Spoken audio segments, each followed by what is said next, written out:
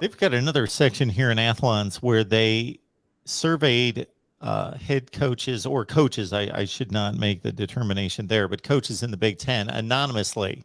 And here's their take on Big Ten. So I'll read a couple sections here and then get your thoughts on what they had to say.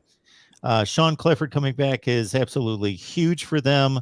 I know they have his replacement signed, but having him back with that much experience and offensive coordinator Mike Yursich in year two is going to be huge for them. They've been really ineffective since Joe Moore had left. They've got to fix the offensive line. They could not run and they could pass protect. That's how they ended up losing that much down the stretch. They've been recruiting well at offensive line, and they need immediate results there. Anything? One thing I will add to that I think is kind of funny to me is I feel like, other coaches, national pundits, whoever it is, are higher on Sean Clifford at this point than Penn State fans are.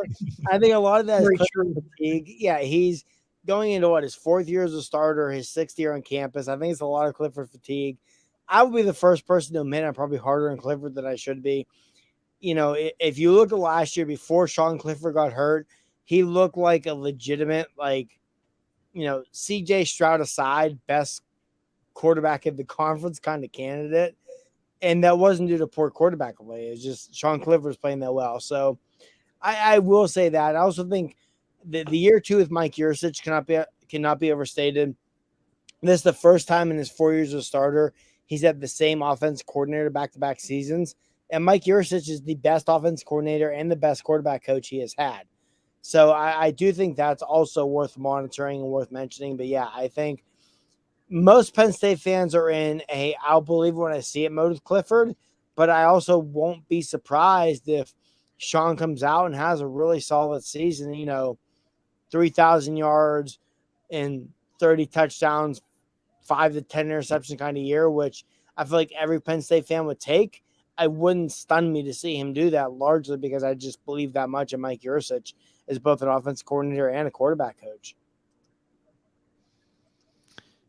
Next up, they say defensive coordinator Brent Pry leaving is a huge deal because he's been with James Franklin forever. Manny Diaz is going to be really aggressive and press those young guys. It was no shock James grabbed him up. He'll be a head coach on that defense. They've got some nice pieces, especially in the back seven. They'll go single high. They'll blitz. They'll get after it right away. Yeah, I think I was thinking to myself the other day how the defense of Manny Diaz could be different from Brent Pry, and I don't say any of this to disrespect Brent or to say that Brent Pry was not a great I mean, he was a solid coordinator for Penn State. I mean, there's a reason Virginia Tech picked him up as head coach. Players loved him.